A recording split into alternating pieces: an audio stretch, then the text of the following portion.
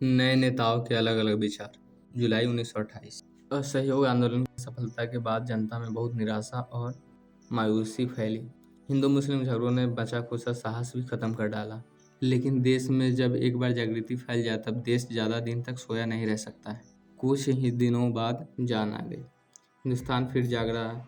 देखने में तो कोई बड़ा जन आंदोलन नजर नहीं आता, लेकिन नींव जरूर मजबूत की जा रही है। आधुनिक विचारों के अनेक नए नेता सामने आ रहे हैं। इस बार नौजवान नेता ही देशभक्त लोगों की नज़रों में आ रहे हैं। बड़े बड़े नेता बड़े होने के बावजूद एक तरह से पीछे छोड़े जा रहे हैं। इस समय जो नेता आगे आए हैं वे हैं बंगाल के पूजनीय श्री सुभाष चंद्र बोस और माननीय पंडित जी जवाहरलाल नेहरू। हिंदू नेता हिंदुस्तान में उभरते नजर आ रहे हैं और युवाओं के आंदोलनों में विशेष रूप से भाग ले रहे हैं। दोनों ही हिंदुस्तान की आज़ादी के कट्टर समर्थक हैं। दोनों ही समझदार और सच्चे देशभक्त हैं, लेकिन फिर भी इनके विचारों में जमीन आसमान का अंतर है। एक को भारत की प्राचीन संस्कृति का उपासक कहा जाता है तो दूसरों को पक्का पश्चिम का शिष्य। एक को कोमल हृदय वाला भावुक कहा जाता है और दूसरे को पक्का युगांतरकारी। हम इस लेख में उनके अलग अलग विचारों को जनता के समक्ष रखेंगे ताकि जनता स्वयं उनके अंतर को समझ सके और स्वयं भी विचार कर सके।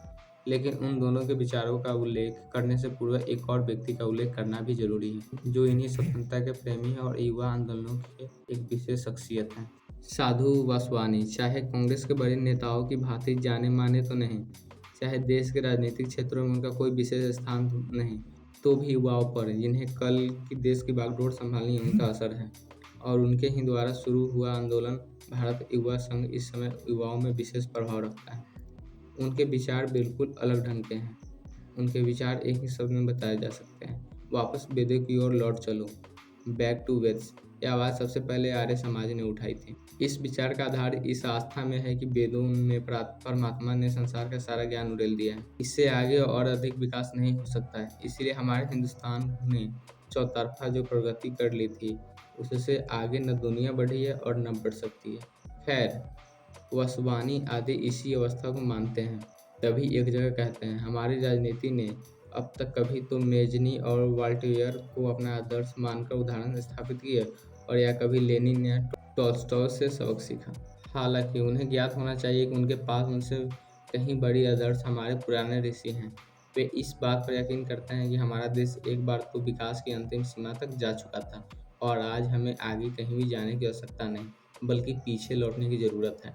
आप एक कवि हैं, कवित्व आपके विचारों में सभी जगह नजर आता है। साथ ही यह धर्म के बहुत बड़े उपासक हैं। यह शक्ति धर्म चलाना चाहते हैं। यह कहते हैं कि इस समय हमें शक्ति की अत्यंत आवश्यकता है। यह शक्ति शब्द का अर्थ केवल भारत के लिए इस्तेमाल नहीं करते हैं, लेकिन उनको इस शब्द से एक प्रकार की देवी का एक विशेष ईश्वरीय प्राप्ति का विश्वास है। वे एक बहुत भावुक कवि की तरह कहते हैं, For in saluted have communicated with her our admired Bharat Mata, and my aching head has heard voice say, the day of freedom is not far off. Sometimes indeed a strange feeling visits me, and I say to myself, holy, holy is Hindustan. Under the protection of her mighty riches and their beauty is around us, but we behold it not. अर्थात एकांत में भारत की आवाज़ मैंने सुनी है। मेरे दुखी मन ने कई बार यह आवाज़ सुनी है कि आज़ादी का दिन दूर नहीं।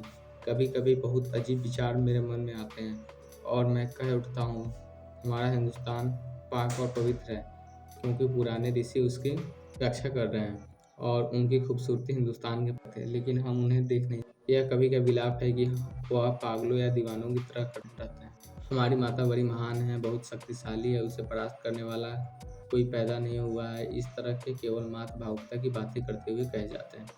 Our national movement must become a purifying mass movement if it is to fulfil is destiny without falling into classes war one of the danger of Bolshevism.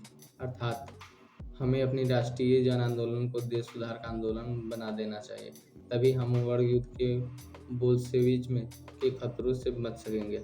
वह इतना कह गए हैं कि गरीबों के पास जाओ, गांव की ओर जाओ, उनको दवा दारू मुफ्त दो। समझते हैं कि हमारा कार्यक्रम पूरा हो गया। वे छायावादी कवि हैं, उनकी कविता का कोई विशेष अर्थ तो नहीं निकल सकता, मात्र दिल का उत्साह बढ़ाया जा सकता है। उस पुरातन सभ्यता के शोक के अलावा उनके पास कोई कार्यक्रम नहीं है। युवाओं के दिमागों को वे कुछ नया नहीं देते, केवल दिल को भावुकता से ही भर देना चाहते हैं। उनका युवाओं में बहुत असर है और भी पैदा हो रहा है।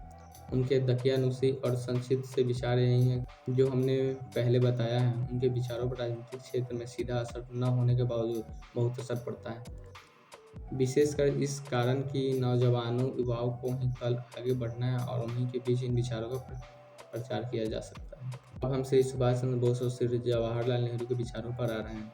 2-3 महीनों से दोनों बहुत सी कॉन्फ्रेंस के अध्यक्ष बन गए हैं और अपने अपने विचार लोगों के सामने रख चुके हैं।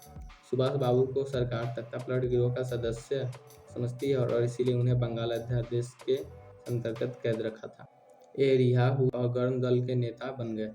अब भारत के आदर्श पूर्ण स्वराज मानते हैं और महाराष्ट्र कॉन्फ्रेंस में अध्यक्षीय भाषण में अपने इसी प्रस्ताव का प्रचार किया। पंडित जवाहरलाल नेहरू स्वराज पार्टी के नेता मोतीलाल नेहरू के ही सुपुत्र हैं। बैरिस्टर पास हैं, ये बहुत विद्वान हैं, यह रूस आदि का दौरा कर रहे हैं, यह भी गर्म दल के नेता हैं और मद्रास कॉन्फ्रेंस में इनके और इनके साथियों के प्रयासों से ही पूर्ण स्वराज का प्रस्ताव स्वीकार हो सका। उन्होंने अमृतसर कॉन्फ्रेंस के भाषण में भी इसी बात पर जोर दिया, लेकिन फिर भी इन दोनों सज्जनों के विचारों में जमीन आसमान का अंतर है। अमृतसर और महाराष्ट्र कॉन्फ्रेंसों के इन दोनों अध्यक्षों के भाषण पढ़कर ही हमें उनके विचारों का अंतर स्पष्ट हुआ था, लेकिन बाद में बम्बई के एक भाषण में यह बात स्पष्ट रूप से हमारे सामने आ गई। पंडित जवाहरलाल नेहरू ने इस जनसभा की अध्यक्षता कर रहे थे और सुभाष चंद्र बोस ने भाषण दिया। वह एक बहुत भावुक बंगाली हैं। उन्होंने भाषण आरंभ किया कि हिंदुस्तान का दुनिया के नाम एक विशेष संदेश है, वह दुनिया को आध्यात्मिक शिक्षा देगा। खैर, आगे वे दीवानों की तरह कहना आरंभ कर देते हैं, चांदनी रात में ताजमहल को देखो और जिस दिल की यह सोच का परिणाम था कि उसकी महानता की कल्पना करो। सोचो, एक बंगाली उपन्यासकार ने लिखा है कि हमारे आंसू ही जमकर पत्थर बन गए, वह भी वापस विद्रोह की ओर लड़ चलने का आह्वान करते हैं। इन्होंने अपने पूना वाले भाषण में राष्ट्रवादिता के संबंध में कहा, राष्ट्रीयतावादी को एक संकीर्ण दायरे वाली विचारधारा बताते हैं, लेकिन यह भूल है। हिंदुस्तानी राष्ट्रीयता का विचार ऐसा नहीं है कि वह न संकीर्ण है, न निजी स्वार्थ से प्रेरित है और न उत्पीड़नकारी है, क्योंकि इसकी जड़ या मूल तो सत्यम शिवम सुंदरम है, अर्थात सच, कल्याणकारी और सुंदर। वही छायावाद है, कोरी भावुकता है, साथ ही उन्हें भी यह पुरातन युग पर बहुत विश्वास है। वह प्रत्येक बात में अपने पुरातन युग की महानता देखते हैं। पंचायती राज का ढंग उनके विचारों में कोई नया नहीं। पंचायती राज और जनता के राज वे कहते हैं कि हिंदुस्तान में बहुत पुराना है। वे तो यहाँ तक कहते हैं कि साम्यवाद भी हिंदुस्तान के लिए नई चीज़ नहीं है। उन्होंने सबसे ज़्यादा उस दिन के भाषण में जोर किस बात पर दिया था कि हिंदुस्तानी का दुनिया के लिए एक विशेष संदेश है। पंडित जवाहरलाल आदि के विचार इससे बिल्कुल विपरीत है। वे कहते हैं, जिस देश में जाओ वहीं समझता है कि उसका दुनिया के लिए एक विशेष संदेश है। इंग्लैंड दुनिया को संस्कृति सिखाने का ठेकेदार बनता है। मैं तो कोई विशेष बात अपने देश के पास नहीं देखता। सुभाष बाबू को उन बातों पर बहुत यकीन है। जवाहरलाल कहते हैं, every with must रिवेल not only in political sphere but in social, economic and religious sphere also. I have not much use for any man who comes and tells me that such and such thing is said in Quran. Everything unreasonable must be discarded, even if they find authority for in the Veds and Quran. यानी प्रत्येक नौजवान को विद्रोह करना चाहिए, राजनीतिक क्षेत्र में ही नहीं बल्कि सामाजिक, आर्थिक और धार्मिक क्षेत्र में भी। मुझे ऐसे व्यक्ति की कोई आवश्यकता नहीं जो आकर कहे कि फला बात कुरान में लिखी हुई है। कोई बात जो अपनी समझदारी की परख में सही साबित ना हो, उसे चाहे वेद और कुरान में कितना ही अच्छा क्यों ना लिखा गया हो, यह नहीं माननी चाहिए। यह एक युगांतकारी के विचार हैं और सुभाष के एक राज परिवर्तनकारी के विचार हैं। एक के विचार में हमारी पुरानी चीज़ें बहुत अच्छी है और दूसरे के विचार में उनके विरुद्ध विद्रोह कर देना चाहिए। एक को भावुक कहा जाता है और एक को युगांतरकारी और विद्रोही। पंडित जी एक स्थान पर कहते हैं, to those who still fondly cherish old ideas and are striving to bring back the condition which prevailed in Arabia 1300 years ago, bring back the body past. The world of reality will not retrace its steps. The world of imagination may remain stationary. वे कहते हैं कि जो अब भी कुरान के ज़माने के अर्थात 1300 बरस पीछे के अरब की स्थितियाँ पैदा करना चाहता है, जो पीछे वेदों के ज़माने की ओर देख रहे हैं, उनसे मेरा यह कहना है कि यह तो सोचा भी नहीं जा सकता कि वह युग वापस लौट आएगा। वास्तविक दुनिया पीछे नहीं लौट सकती। काल्पनिक दुनिया को चाहे कुछ दिन यहीं स्थिर रखो, और इसलिए वे विद्रोह की आवश्यकता महसूस करते हैं। सुभाष बाबू पूर्ण स्वराज के समर्थन में हैं, क्योंकि वे कहते हैं कि अंग्रेजी पश्चिम वासी हैं। पंडित जी कहते हैं हमें अपना राज्य कायम करके सारी सामाजिक व्यवस्था बदलनी चाहिए, उसके लिए पूरी स्वतंत्रता प्राप्त करने की आवश्यकता है। सुभाष बाबू मजदूरों से सहानुभूति रखते हैं और उनकी स्थिति सुधारना चाहते हैं। पंडित जी एक क्रांति करके सारी व्यवस्था ही बदल देना चाहते हैं। सुभाष भावुक हैं, दिल के लिए नौजवानों को बहुत कुछ दे रहे हैं, पर मात्र दिल के लिए। दूसरा युगांतरकारी है, नौजवानों के लिए बहुत कुछ दे रहे हैं, पर मात्र दिल के लिए। दूसरा युगांतरकारी है, जो दिल के साथ साथ दिमाग को भी बहुत कुछ दे रहा है। अर्थात हमारा समाजवादी सिद्धांतों के अनुसार पूर्ण स्वराज होना चाहिए, जो कि युगांतरकारी तरीकों के बिना प्राप्त नहीं हो सकता। केवल सुधार और मौजूदा सरकार के मशीनरी की धीमी धीमी की गई मरम्मत क्षमता के लिए वास्तविक स्वराज नहीं ला सकते। यह उनके विचारों का ठीक ठाक अक्स है। सुभाष बाबू राष्ट्रीय राजनीति की ओर उतने समय तक ही ध्यान देना आवश्यक समझते हैं जितने समय तक दुनिया की राजनीति में हिंदुस्तान की रक्षा और विकास का सवाल है। परंतु पंडित जी राष्ट्रीयता के संकीर्ण दायरों से निकलकर खुले मैदान में आ गए। अब सवाल यह है कि हमारे सामने दोनों विचार आ गए हैं, हमें किस ओर झुकना चाहिए। यह पंजाबी समाचार पत्र ने सुभाष की तारीफ के पुल बांधकर पंडित जी आदि के बारे में कहा था कि ऐसी विद्रोही पत्थरों से सिर मार मार कर मर जाते हैं। ध्यान रखना चाहिए कि पंजाब पहले ही बहुत भावुक प्रांत है। लोग जल्द ही जोश में आ जाते हैं और जल्द ही झाग की तरफ बैठ जाते हैं। सुभाष आज शायद दिल को कुछ भोजन देने के अलावा कोई दूसरी मानसिक खुराक नहीं दे रहे हैं।